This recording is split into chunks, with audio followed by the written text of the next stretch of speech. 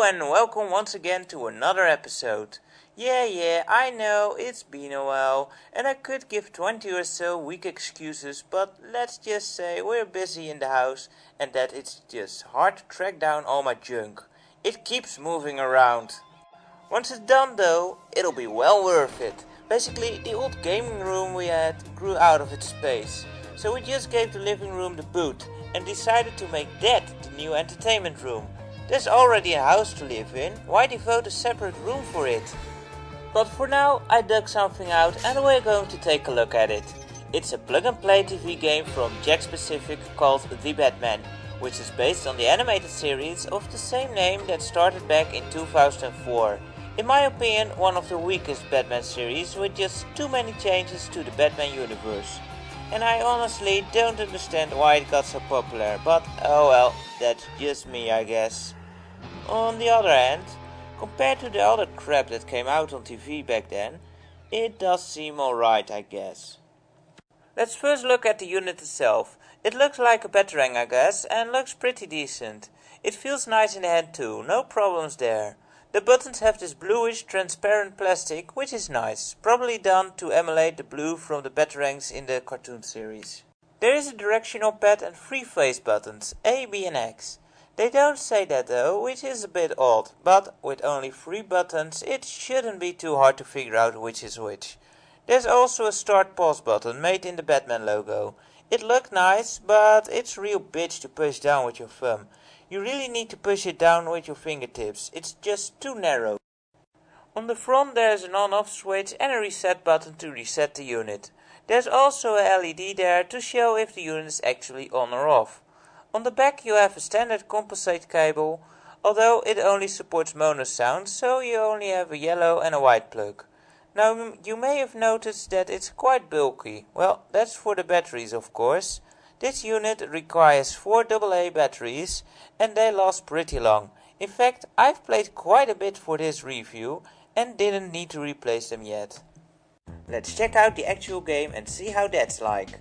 It starts off with music that somewhat resembles the theme song of the series. It's not really great quality, but it's not too annoying neither. This goes for pretty much all music in the game, of which there isn't a whole lot. With the difficulty selected, the game goes to the Batcave, where you can choose to play 4 episodes in any order you want. Each episode consists of 4 levels to play through with a boss battle at the end with one of the main villains. The actual levels have a few different play elements. Let's look at some. First there are the investigation levels. These have very little fighting in them and work more like a really watered down adventure game. They seem interesting at first, but dang are they boring and tedious. You basically have to run to one end of the level to get an item to use it on the other end of the level so you can open a bunch of more doors at the place where the item was. It also doesn't help that they make no sense whatsoever. In Joker's investigation level for example, you find the key to his cell in a locker behind the wall you have to first blow up. Then in Joker's cell you find that he left you the key to the courtyard. And where is that exit you might ask? Yeah, behind the room with that locker you just uncovered behind that wall. Just total nonsense. Then there are the fighting stages, where the game is kind of like a watered down beat 'em up. Just go to the right and fight your way through all the baddies. These levels tend to drag on for way too long. The enemies also give out a lot of cheap hits. Best way that I found is just to jump over everyone and keep on running until the spots you really need to kill everyone to continue. The fighting itself does have some depth to it. You have your Batarang to shoot from afar, which doesn't do a whole lot of damage but is a safe way to hit enemies. If you get close enough you can also do some melee attacks which do more damage. These also charge up your special meter. Each light blue block gives you one special shot, which basically means an enhanced Batarang which can kill most enemies in one shot. There are also 2 levels to fight on, kind of a bit like the Shinobi games. Let's move on to the platforming stages. I found these the most fun levels of the game. They are like the fighting stages, only now there is more platforming in them and there are some obstacles to avoid. Batman also traded in his special attack for his trusty grappling hook, which you can use to climb up platforms or swing across big gaps. This works pretty well. Of course it wouldn't be much of a Batman game without some vehicle stages too. First you have the shooting stages in which you control either the Batboat or that Batjack Bat thing. These play out like watered down shoot 'em ups. Are you noticing a pattern here? They're really basic and not really fun to play. There are some power-ups, but they just lay in specific places. Would have been more fun if enemies would actually drop them. Your special in these stages is an enhanced shot, but it seems to have a mind of its own. You'll often miss it. You'll burn through your stock quickly. You can also charge it with power-ups, but levels only have one of these at most, and they only give one shot. Worthless. There are also driving stages with either the Batmobile or the Batbike. You just have to go to the end within the time limit and avoid everything else. Your special is a turbo which recharges automatically.